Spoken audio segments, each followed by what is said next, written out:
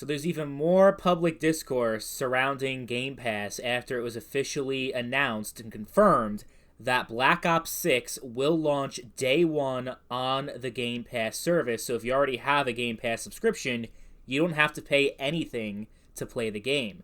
Now, this is something that I assumed was going to happen. So when I heard the official news, I'm like, okay, like, I wasn't surprised. I guess some people were, or some people were just hoping beyond hope that they weren't going to have it day one. Like, the whole point of them acquiring Activision was literally for Call of Duty and to grow Game Pass subscriptions and have more people invested in that ecosystem. That's literally the only reason, well, at least the main reason, why Microsoft acquired Activision Blizzard. So I thought I could say a few words as a former fan of the Call of Duty series and someone who has been invested in that franchise for so many years, probably 15 years at this point. Yeah, it has been, because Modern Warfare 2 was my first Call of Duty game, and actually my first M-rated game as well. And especially if you are a subscriber and fan of my Mr. NoobTube Gamer channel that is primarily Call of Duty focused, you'll see so many videos of me over the years criticizing the current state of COD and how it needs to get better, and how Activision is just ruining this series and running it to the ground. But on this channel, one thing I'm known for, at least in recent years, is my criticism of Microsoft and Game Pass as a viable model for the video game industry. So with those two things together, my take on this will be a little bit different from most people that are making videos on this, especially since the overwhelming sentiment appears to be that this is a great move and this is a great thing for Call of Duty, and Microsoft is going to save COD from Activision, and we're going to be in a new golden age for Call of Duty. I do not think that's going to happen. I don't think that Call of Duty is going to be any better than it's been over the past 5 years. I actually think, yes, it is going to get worse. Because first of all, I think the main problem that Call of Duty's been having, and one thing that's been taking the most fun out of Call of Duty in recent years, has to do with one thing and one thing only, and that is skill-based matchmaking, or engagement-based matchmaking, whatever you want to call it. The system they have in place that puts you in matches based off of people in your same skill level, and every game is just, it goes the same way. It's a sweat fest. It's neck and neck, with few exceptions, of course, but for the most part, you're playing very super sweaty competitive games, and you don't really feel like you're progressing through the game because it just feels stagnant when every game plays the same, no matter how good you are, no matter what you do. Black Ops Cold War, for example, is a game that I think is a D-tier game in the Call of Duty series. I think Zombies was good, but could have used a lot more content at the end of the day. Multiplayer overall, like the gunplay, the map design, all that stuff was good, but the skill-based matchmaking just ruined the whole multiplayer for me. If they took that out of the game, and also the terrible score streak system that Cold War had, it would have went from D tier to like B+.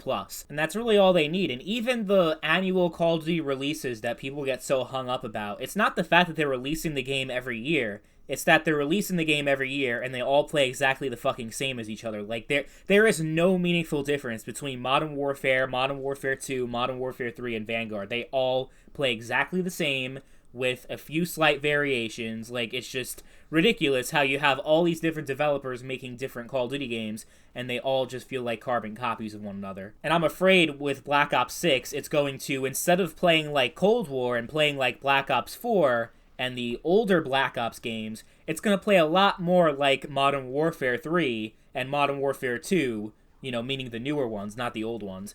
And that's going to be like the main thing that's going to probably turn me away from the game, because I have a funny feeling that that's what we're going to get. We're going to get the wall mounting, we're going to get the fucking doors and the whole tactical presentation of the Infinity Ward games, and I guess now the Sledgehammer games too, instead of the arcadey, casual, laid-back style of Treyarch's games and the older classic COD games. I think the larger point I'm trying to get at here, though, is that you're not going to solve the biggest problems that the Call of Duty series has faced by making it free, essentially, and pretty much cutting out all the revenue that the game made. Like, you paid $70 billion for Activision, mostly for Call of Duty. So it's going to take a long time for you to make your money back, and Game Pass is already a service that is not generating a profit. And I know this because if it was, then Microsoft would be talking nonstop about it. But Microsoft very quiet. They don't release all those numbers about Game Pass. They talk about revenue, which is not the same as profit, because there was a report months and months ago saying that they generated $200 million in 1 month from Game Pass. That's great, but how much is it actually costing you to operate Game Pass in a single month? Probably more than $200 million. If you think about how much money they spend acquiring all these games, having them on their service, whether we're talking about their first-party games that they themselves have made, the EA games, and all these other different developers and publishers having their games on Game Pass, and how many times they have to split that pie up and pay out all these different publishers to have the game on their service, not to mention the actual technology that they use to stream video games, because Game Pass is also a streaming service, and having to run up all those servers, especially for a video game, it's a lot more complicated and a lot more involved and a lot more costly than streaming a TV show or a movie or a song. Okay, so put that all into context. How much money Microsoft is spending in maintaining Game Pass, and the fact that they're not really making a profit yet. And look, there are a lot of very popular and successful services like Amazon and Netflix that took years to finally become profitable. So me saying that Game Pass is not profitable now is not me saying that Game Pass will never be profitable, but what do they have to do to get there to that point where they are profitable? They paid $70 billion. Again, $70 billion for Activision Blizzard. Call of Duty is by far the largest percentage of revenue that Activision generates. What happens when you give Call of Duty away for free to 2/3 of the platforms that you have Call of Duty on? For a series that costs a lot of money to make, it is one of the most expensive game series that has ever existed as far as how much money it costs to develop and market the game. Think about this. The 6th most expensive video game to develop was Call of Duty Modern Warfare 2 from 2009. It cost about $200 million in 2009 dollars, but adjusted for inflation in today's money, that's close to $355 million, and that was 15 years ago, okay?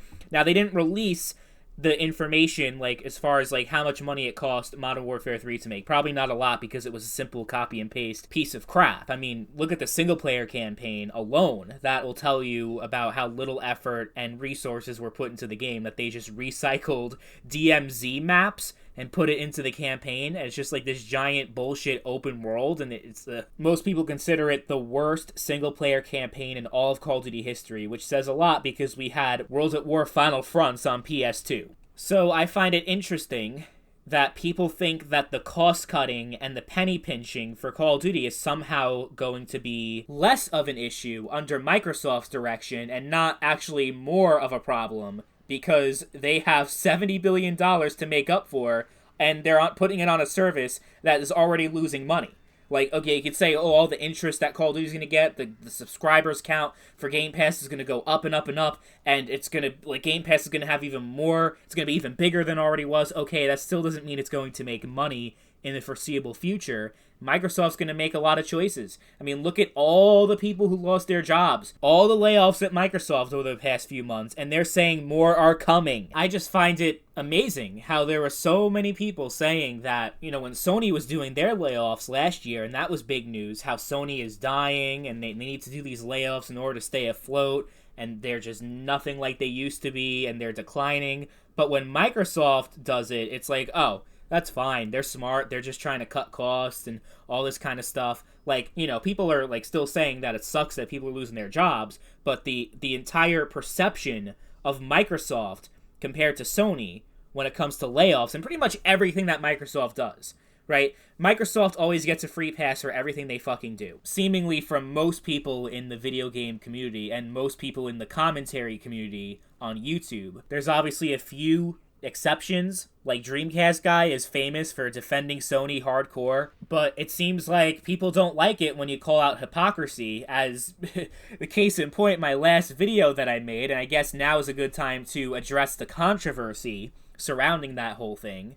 So as it stands right now, the video is sitting at 23% likes and 77% dislikes. Which, if we're talking about the videos I made from like 2013 to 2017, then that wouldn't be surprising, because that was pretty much all the videos I made, because I was pretty much doing troll bait content, trying to rile people up, especially PC gamers, because I used to be a console fanboy and anti-PC back in those days.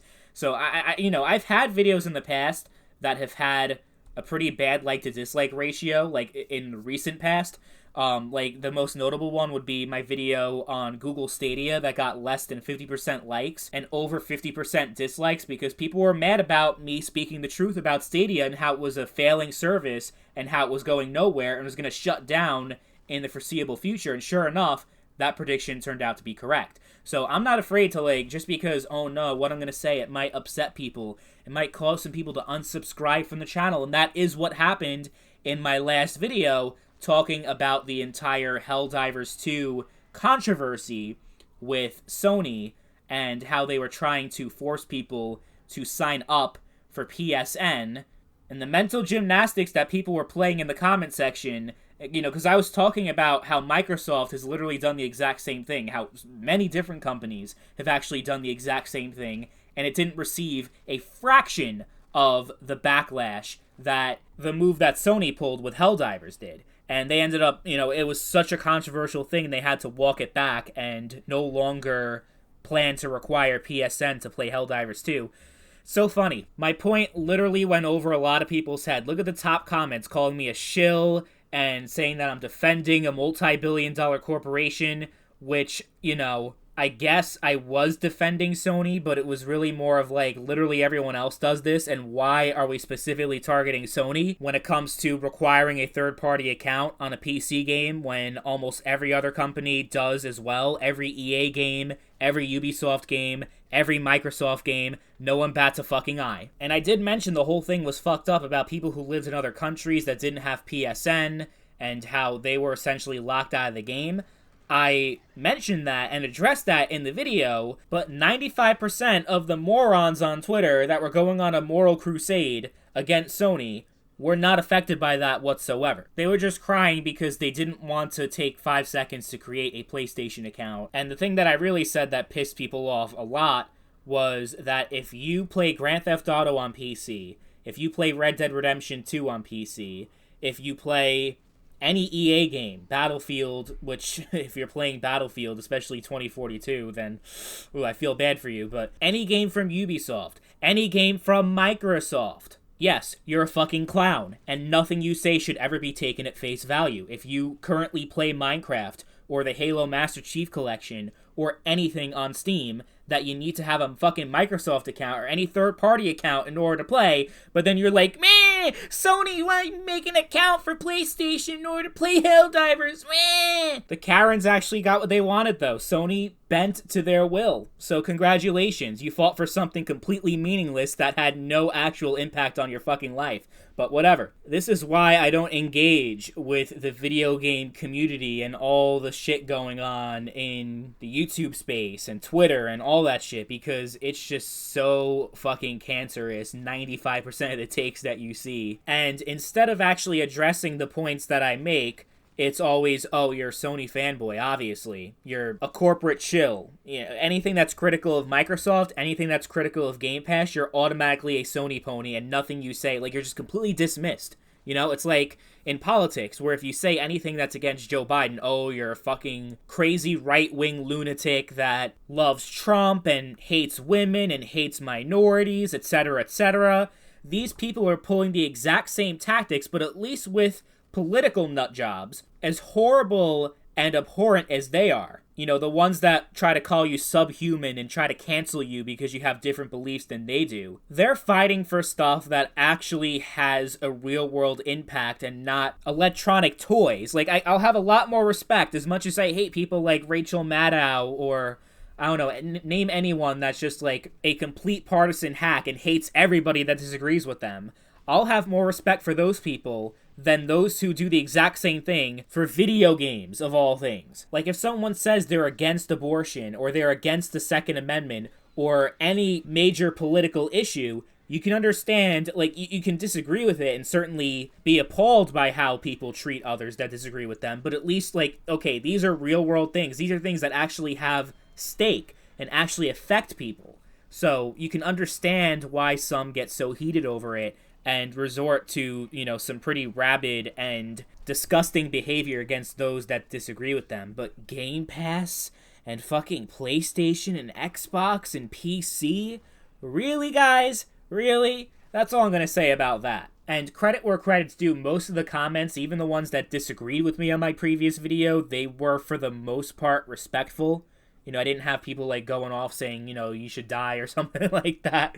But there are people who, like, if you just look on Twitter long enough or on any social media and there's a video game discussion, you're going to find people that are like that. People that take things way too far over something that should be fun and relaxing and, take you away from the drama and bullshit from real life.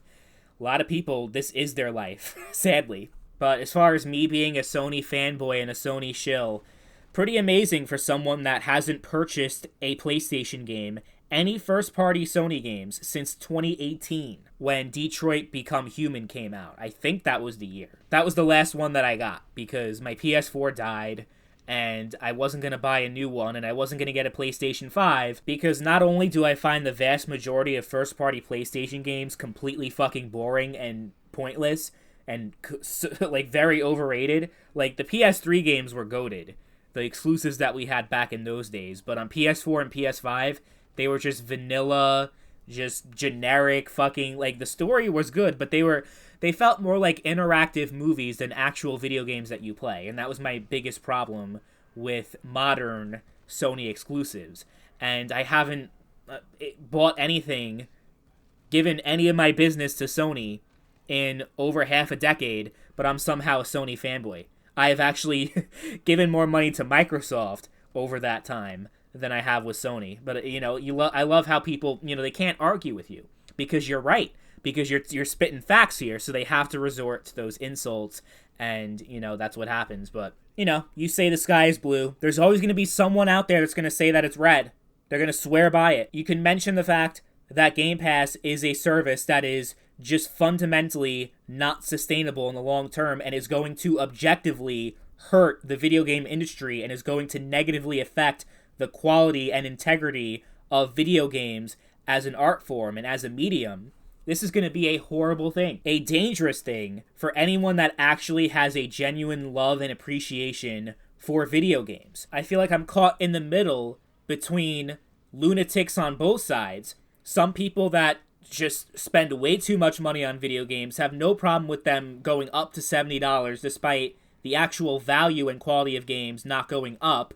They're just saying, fuck it, we can increase the price, so we're going to do it. I mean, the fact that they're even doing it on the original Nintendo Switch that still runs on technology from, like, 2011, that's what the Switch is running on. And then they spend another $50 or whatever on the deluxe edition, and they pre-order every game that they buy. People that just spend way too much money on one video game, never mind a whole bunch of different games, and they don't care they don't care what the price is. There's people on that side, and there's people on this side that think that, oh, it's fine for all these games to be given away essentially for free. If everything was part of a flat $15 a month subscription service, video games would be so much better as a result. I mean, obviously, with this, they're going to raise the prices of Game Pass. Like, just this alone, like, within the next 6 months to a year, the price of Game Pass is going to be a lot higher. I think it's probably going to be like $18, something like that. Eventually it's going to go to $20, and then before you know it's going to be $25, and then $30. Like, because this is not, they have to, they can't keep this up. They're either going to have to make it so much more expensive, introduce ads. Oh, you guys want ads in video games? Because that's the only other way this shit can actually work and make money. If you don't actually have to pay $60, $70 for these fucking games. I mean, $70, there are very few games that are even worth that, honestly. But, yeah, you should have to pay something individually for these games. How much you think that's worth? I mean, hey, that's fine. Like, I have no problem with people that say, yeah, I don't think this game is worth that much money, so I'm going to wait for it to go on sale for like $20-$30. I know there's a lot of developers that get angry about that, saying it's not fair because if you're not buying it full price, then we're not making enough money and we may not be able to get a sequel. Like, okay, sorry, like that's your job to actually make people care about your game and have enough shit in it to people like, yeah, it's definitely worth that money, I'm gonna buy it, right? And even piracy in certain cases, I'm like, okay, that's fine, especially when we're talking about emulation where the game is not even legally sold anywhere. Like, if we're talking about most PlayStation 2 games, GameCube games, like a lot of retro shit, you can't even legally purchase the game if you want to, unless you go on like eBay or something. But if you're buying a game from someone on eBay or whatever website, the developer and publisher is not even making money off the game anyway. It's just some dude in his garage, you know, like, come on. So I'm open-minded and I'm pro-consumer when it comes to a lot of things, but it goes a little too far for me when everyone is advocating for like as many games as possible to be on a single subscription service, and not just classic games or games that are like a few years old and they've already made most of their money anyway. We're talking about day and date release here, and that's where I just draw the line. Like, if this was like, oh yeah, here's the entire like classic library of Xbox games from over the years, that's a completely different thing than just saying, yeah, this game is coming out now and it's launching on Game Pass as soon as it releases. Like, can you name any game series that has benefited from this model of going to Game Pass day one? Like, you can't name a single one. And it really is this naive notion that because something is new automatically means that it's better. And we're not going to talk about any potential downside or consequence because, oh no, Game Pass is great. You get so many games and you save a lot of money. And that's it. That's the end of conversation. And obviously, Game Pass isn't going to be the only service for now. I mean, we have other ones like Ubisoft Plus that no one really gives a shit about. You know, like, so that's one that's already failing. Like, you know, but people just love Game Pass. It's kind of like Netflix. People are like, oh, if it's not on Netflix, I don't care. For the longest time, that's how people operated. And they're like, yeah, everything needs to be like $10, $15 a month, and I should have access to everything. It's like socialism. It sounds great on paper, but in like when it's actually practically being used, it turns out to be a horrible thing for everybody. Just because subscriptions and streaming is the mainstream thing in like every other entertainment industry doesn't mean that it's fundamentally going to be good for video games, especially since video games cost a lot more to make than a movie, TV show. That's one thing. The other thing is that even in those industries, streaming is not going so well. We've actually been seeing a lot of things over the past few years where the bubble is bursting, the streaming bubble.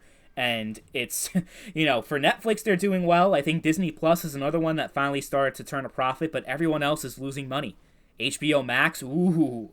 Paramount Plus, Peacock, ooh, they're really not doing so well. Even Spotify, which is the largest music streaming service by far, has still yet to turn a profit. All of you that are supporting Game Pass right now, especially Call of Duty fans, you're all going to come to regret this moment. Because, you know, look at Netflix. They are the most profitable streaming service on the planet. What do they do, though? They always cutting costs. They're always cutting corners. They're cutting TV shows short, only having it last like 3 seasons and not actually giving a satisfying conclusion to the show because they're like, we've determined that we're actually not growing as a platform. We're not gaining subscribers. So we're going to cancel the show. Like, this isn't doing anything for us. We're Netflix. We're huge. We don't need all this shit. We don't need to pay all this money out when we can just not and still get away with it. So you're going to see a similar mentality and mindset when it comes to video game development. Instead of trying to maximize profits, which is, you know, always a bad thing when developers do that and they design a game around that. It's even worse when you design a game around people paying nothing for it because they already have Game Pass. Is Microsoft going to make $70 billion from Call of Duty being on Game Pass? Or is it more likely that they can make more money selling the game standalone? If you think that it's the former and not the latter, then I'm sorry, but you're completely delusional. I'm excited, but also kind of worried about the prospect of the classic Call of Duty games coming to Game Pass, so that way it breathes new life into these old games. Like, oh, imagine Black Ops 1 being heavily populated and getting into matches of domination, free-for-all, wager matches. That's exciting. I'm a little worried, though, if it's accessible to everyone, that there's going to be more cheaters and hackers, and Microsoft's not going to do jack shit to actually make the game playable. I mean, we already have a lot of Call of Duty games that are hacked to shit. So imagine if there's just a huge influx of players. Are they going to really update a game from 2010 and make sure there's no cheaters and they're actually going to ban people? I don't know about that. I'm a little worried, actually, when those games do come to Game Pass, that's actually going to be worse and not better.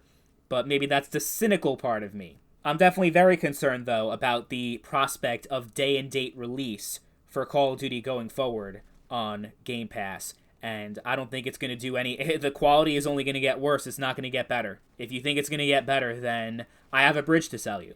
But people don't want to think logically. They don't want to actually do the math in their head and realize quickly that this is not sustainable. And this is not actually good in the long run. It's not a healthy thing. They just see, wow, I pay $15 a month or $16, whatever it is now, and I get access to over 100 games. And all these games that would release at full price, I'm getting so many of them included in my subscription the day they come out. How awesome is that? Like, if I was 12 or 13 years old and had no sense of reality and how actual economics worked, because that's how I was back then. That's how most teenagers and young kids think. They don't think at all about stuff like that. They just see, oh, this is free? That's fucking awesome. So 2012 me would be really excited about this because I wouldn't know any better. So if you are a younger person, especially underage, you're in school, you never held a job, something like that, then this video isn't really about you. Because it's okay for you to be naive and not really know any better. But if you're like a grown adult in your late 20s, 30s, 40s, and you think this is great, and nothing could possibly go wrong with Call of Duty coming to Game Pass, and all these games coming to Game Pass, day and date, if you think that's completely fine and there's no reason to be concerned, then you're completely naive. And you need a serious reality check. In 5 to 10 years, people are going to look back at this video and be like, oh my god, this guy was right. Everyone else was saying something different, but this guy knew what the fuck was going on. We should have listened to him, but now it's too late. But right now, it's not too late. If you use the same amount of outrage that you had for Helldivers 2, that whole fucking stupid thing, for something that's actually important, then you actually might get somewhere. If you want video games to actually be good, do not support Game Pass.